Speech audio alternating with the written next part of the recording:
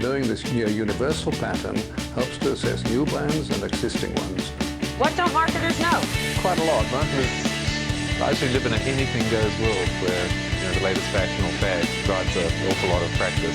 Segmentation is the recognition you can't serve everyone with equal satisfaction. This is the Zach Ansbury Show. Welcome.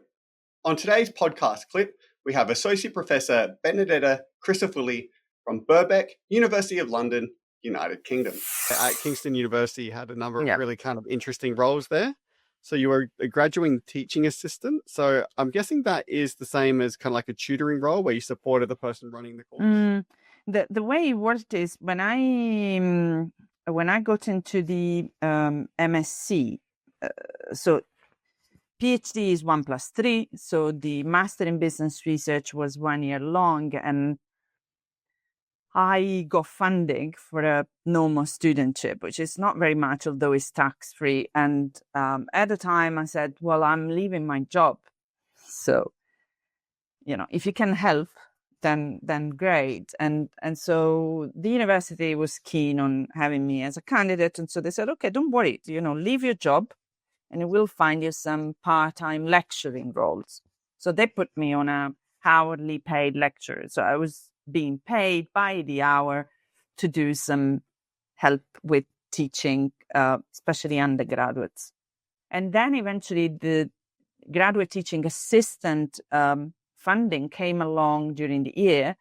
And the decision was, do we take external candidates or do we give the opportunity to internal candidates who we think can help with the teaching to take those? And myself and another friend in the PhD program, we got offered that. And so we got transferred into the GTA from year 2, essentially. So year 1 of PhD, year 2 in the entire program. And going back to your question, it is a bit of tutoring, but you do take responsibility of delivering the module from start to end. So one thing that Jay as my supervisor, was particularly good at is there is a trick with GTA. If you do get into a GTA and they give you all sorts of modules, one different from the other, you completely lose focus of your PhD. And that is a problem. So he was very, very good in making sure Benedetta is only doing the same module over and over. And if at all we are doing the same module, undergraduate, postgraduate, no different modules, no need for preparation of thousands of modules. So that helped a big deal. I think that's a really brilliant piece of advice, especially during your PhD, right? Yeah. Because you do have that scales of economy. Like the first time you learn a course, your teaching allocation for it is well and truly under. And I think the university probably knows that too. But you do get that scale. So the second time and the third time that you run a course, you know the lecture, you know the questions you're going to get from students, you know the problems you're going to get with like group assignments and stuff like that. Absolutely. And there is that familiarity. And I mean, it's probably some of that, but it's also probably that internal self-belief. If I've done this before, like I've kind of got this. Great advice from Jay. So that set you up for skills to then apply for a full-time position then at Cranford University. So I'm assuming moving into that role at the time, you obviously saw it as a good thing. But then in hindsight now, do you think it was even a better thing because it gave you a bigger, boosted, more like stronger CV to apply for a full-time faculty position? I think it was career changing, I would say. The reason why I say that is when I finished my PhD, there was the opportunity to stay at the same institution with a full-time academic role. And I'm about 6 months into, 6 months prior to the end of my PhD. So when I was literally full on into writing up, I started applying outside. So I started applying at different universities, got lots of interviews, first interview, I thought it was an absolutely dreadful. My performance was awful, but I got a job. And I decided not to take it. I didn't like the people in the interview. I didn't like the vibe during the interview. I thought I had done so badly, and I still couldn't believe that they offered me a job. And when I asked questions about teaching load, I straight away realized, okay, this is not for me. I'm not going to get any time for research. So no, this is not for me. So I kept applying outside, and Cranfield came along as one of the options, and is very well known in the UK for postgraduates and executive education. And people there in the marketing team, especially when I joined, was very strong, small team, but very strong in their own fields. So I still remember being in two minds, because I had done interviews both where I was, Kingston, and there, and Cranfield took some time to tell me the outcome, whereas Kingston was putting pressure on me to make a decision. And eventually I got in touch with the head of department in Cranfield, and he offered me the job. And I thought, what am I doing?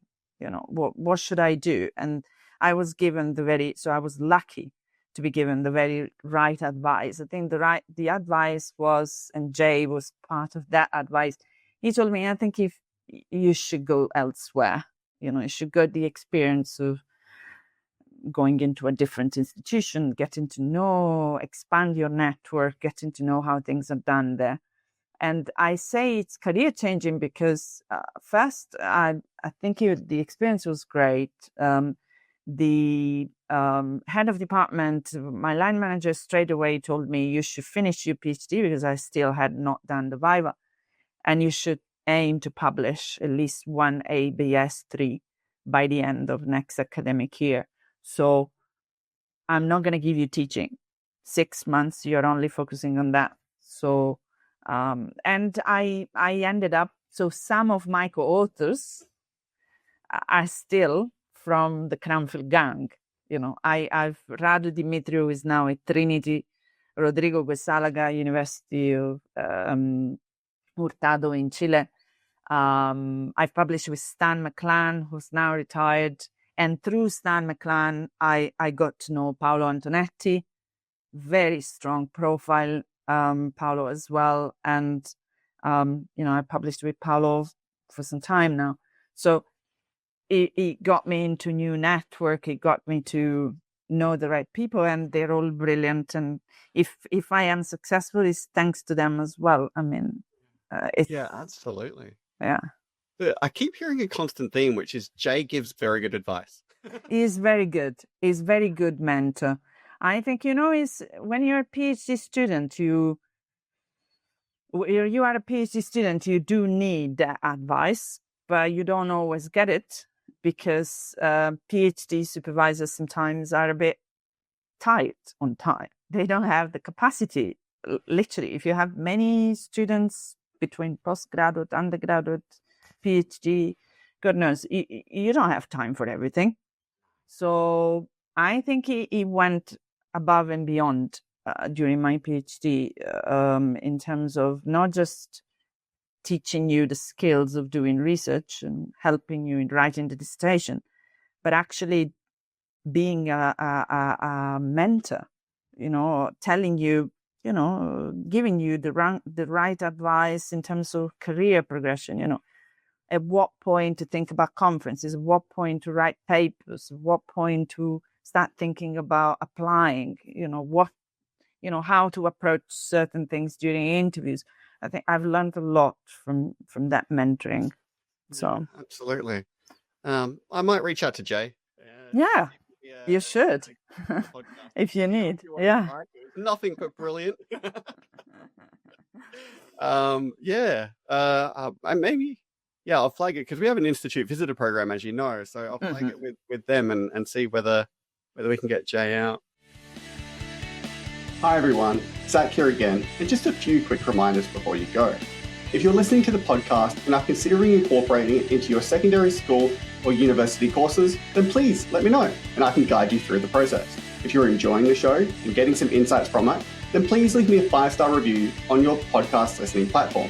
It would go a long way to spreading the word. If you know someone who would benefit from this content, then I would be thrilled if you could consider sharing this episode and its knowledge with them. And finally, thank you for becoming part of the community for this show.